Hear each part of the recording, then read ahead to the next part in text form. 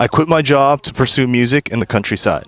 Hello, my name's YOODOO and I'm a musician born in Japan, currently living in Australia. And as the title of this video says, I quit my job to pursue my own music that I've been making for the past decade, but haven't fully committed to focus solely on music. Obviously, I'm putting a bit of effort as well onto this YouTube channel to kind of document my life and my journey. But I just wanted to make this video, talk about the backstory of how I got into the situation of pursuing music full time. I wanted to share my story so hopefully people can feel a bit more inspired that it is possible to do. I'll basically just start from the very beginning of how I started making music. Throughout my whole life, I've been playing music. I started making songs roughly around high school, and that's when I was playing in bands from high school, playing shows locally, getting used to playing shows. When I was around 16, I started recording music on my parents' computer using Audacity, which was a software that you can use on older computers, and I slowly moved to GarageBand when I was about 17 or 18. And at that time in my life, I started getting really into recording. It really piqued my interest of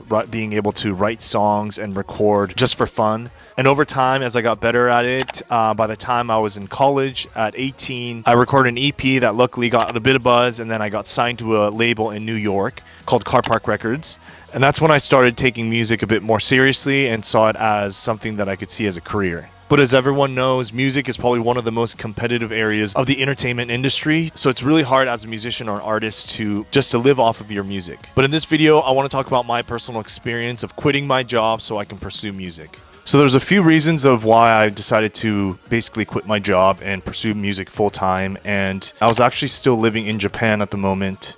And I was teaching English to Japanese people at a conversation school. And even though I really liked the job because I was meeting a lot of cool people and hearing a lot of interesting stories from everyday Japanese people, I realized that after a few years, I wanted to pursue my goal of making music full time. And that was the direction that I wanted to go in my life. And also realizing that I was going to have to leave Japan in order to pursue my music was a bittersweet decision. I was able to be really inspired when I lived in Japan because of the area that we lived in. It was a really tiny apartment and in one of the poorest areas of Japan, and I made a video about it. In that tiny apartment, I was able to record 3 full albums worth. And when I wrote those songs, I didn't realize it would be my personal favorite, but I was able to record one of my favorite albums in that little tiny apartment in Japan. Ultimately, the repetitiveness of going to work every day and not pursuing my dream was something that kind of weighed my inspiration and my creativity. And the fact that by working, I couldn't spend time on writing and recording music also weighed down on me. So I knew that I had to make a change, and moving to the Australian countryside was the next choice. Throughout my whole life, I've had so many different jobs that I had while pursuing music. From working at Whole Foods in San Francisco to working at a Korean barbecue restaurant where I'd be washing dishes in the back while 2 older Korean ladies would keep feeding me kimbap and side dishes every 30 minutes just to make sure I was fed.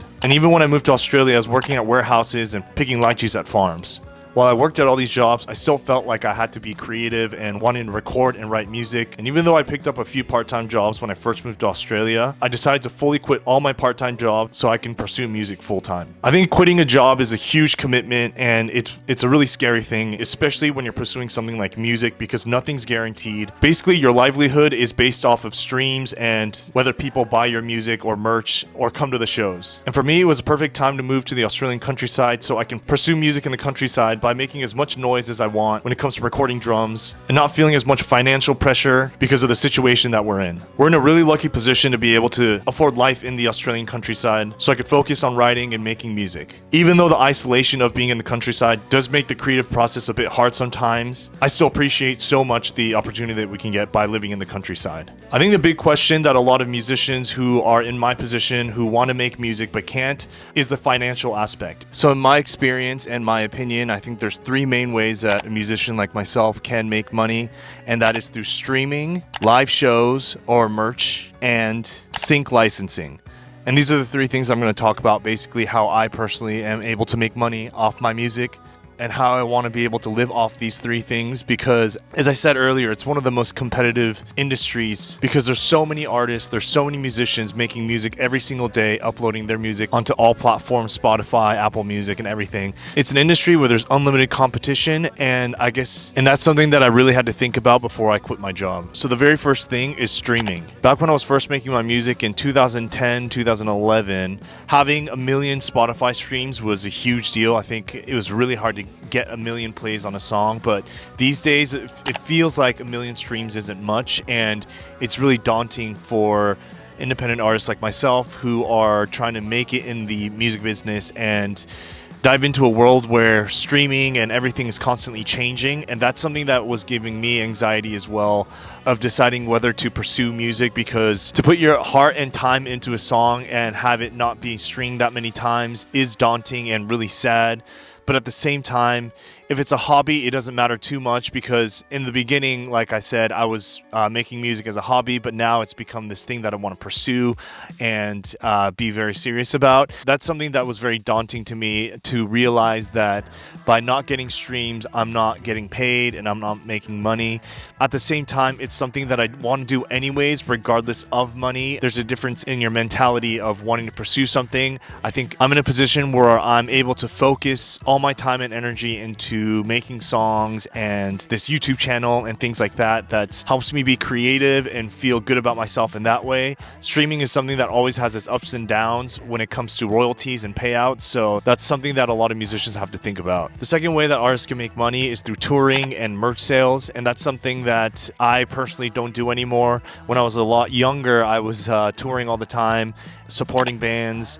I still do play shows and I still do tour, but it's not as often because I have a family now, I have kids, and I would rather spend time at home, spending time with my family rather than going out and touring for weeks or months. And I just don't want to regret missing out that time and instead going on the road for that long. As an artist or musician, you have to really prioritize what's really important.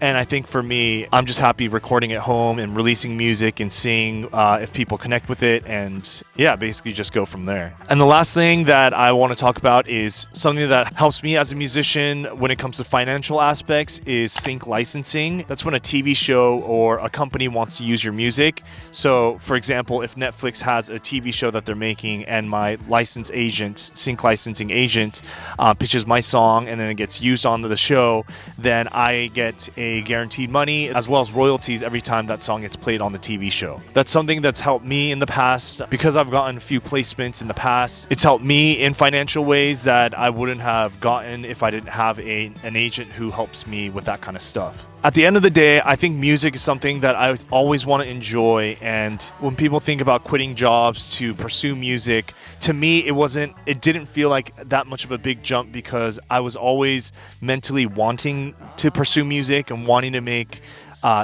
to be financially stable through music. And obviously I'm not at a point where I can just fully relax and not pursue it and make a lot of money through royalties, because I'm not. I'm still a struggling musician who doesn't make much. I'm like barely scraping by with the streams and royalties coming in and stuff. So it's not something that I live off of, but it's a goal that I wanted to share on this channel and share the journey of hopefully one day being able to live off of my music and art or whatever it is that I'm sharing on this channel. But for the time being, I think what I want to focus on is music, as well as making t-shirts, making art, and maybe because I love to travel in between Australia, America, and Japan, buying the dream house in Japan. Like, that's something that I've been talking about with my wife, that we want to do, is to buy IKEA or something in Japan, to have a house that we can really renovate and work on, as well as sharing this house that we live in right now. I'll be making a video about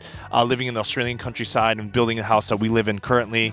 So I really appreciate you guys watching, and hopefully I'll see you in the future videos. Bye.